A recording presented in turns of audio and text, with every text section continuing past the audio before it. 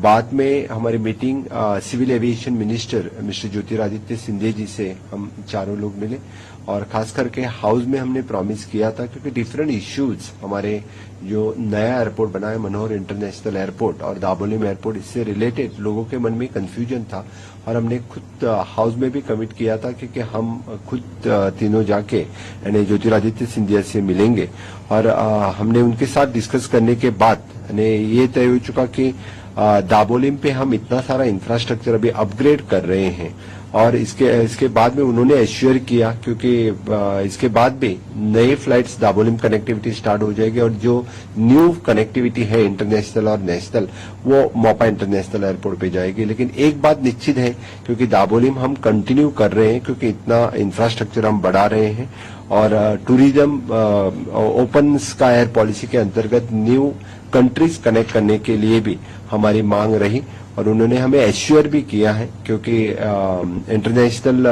Airport और ज्यादा बढ़ने के लिए और इंटरनेशनल टूरिस्ट गोवा में बढ़ावा देने के लिए हमारे definitely he will considered for the open sky air policy के अंतर्गत वो कंसिडर करेंगे। न्यू कंट्री कनेक्शन गोवा के साथ में और रहेगा।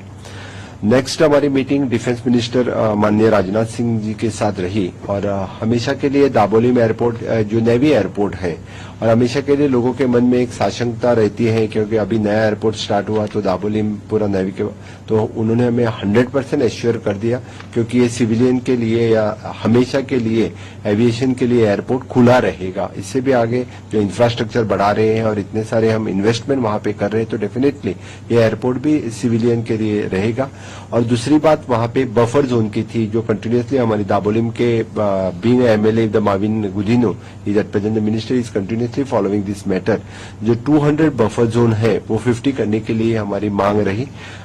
खास करके डिफेंस मिनिस्टर ने कहा है कि we are organising one more meetings with the defence incharge from the Goa और हमारे मिनिस्टर हम खुद 15 दिन के अंदर फिर से एक बार मीटिंग कर रहे हैं और ये इश्यूज भी रिजॉल्व कर रहे हैं, सो डेट वहां पे जो कंस्ट्रक्शन लाइसेंस इशू करने रहते हैं with in the buffer zone के कमेटी के अंतर्गत वो लाइसेंस देने के लिए भी यानी हमें कम से कम वहां पे लोग जो घर कंस्ट्रक्ट कर रहे हैं उनके लिए इजीली लाइसेंस मिल सकेंगे।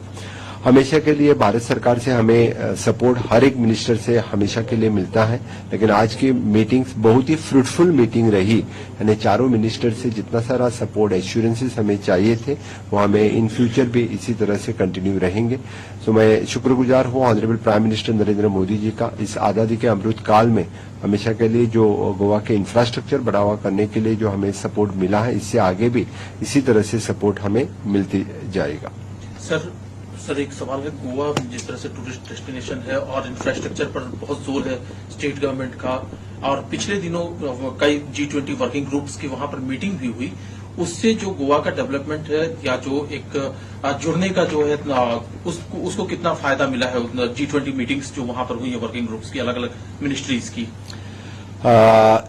सबसे पहले तो G20 के मीटिंग्स यानी बहुत ही अच्छी मीटिंग्स रही और अप्रोक्सीमेटली 9 मीटिंग्स हम वहां ऑर्गेनाइज करके, खास करके जो टूरिज्म मिनिस्ट्रियल मीटिंग और द पावर मिनिस्ट्रियल मीटिंग हम गोवा में जो आयोजन किया उसका बहुत ही अच्छा आयोजन रहा। जो even though the foreign delegates and our ministers, power ministers and the tourism minister have also appreciated the meeting. अच्छा आयोजन रहा और इस आयोजन के दो फायदा गोवा को हो चुके, जो इंफ्रास्ट्रक्चर बढ़ाने के लिए भी हमने अच्छी तरह से आयोजन में काम किया था और the being a touristic state the G20 की जो 20 कंट्रीज थे वहां तक हम गोवा स्टेट यानी as the tourism capital of India हम उन सभी तक पहुंच सके। एक्चुअली द गोवा का जो एक्चुअल टूरिज्म बोल के उस स्टेट में जो पहुंचना चाहिए था वो हम वहां पे हाईलाइट कर सके। इसी G20 के मीटिंग का हमें ज्यादातर फायदा हुआ है। और खास करके मैं ये ऐड करूंगा क्योंकि जो टूरिज्म यानी G20 का डिक्लेरेशन जो आगे होने वाला है they will declared as the Goa declaration of the G20। Thank you sir, 1 minute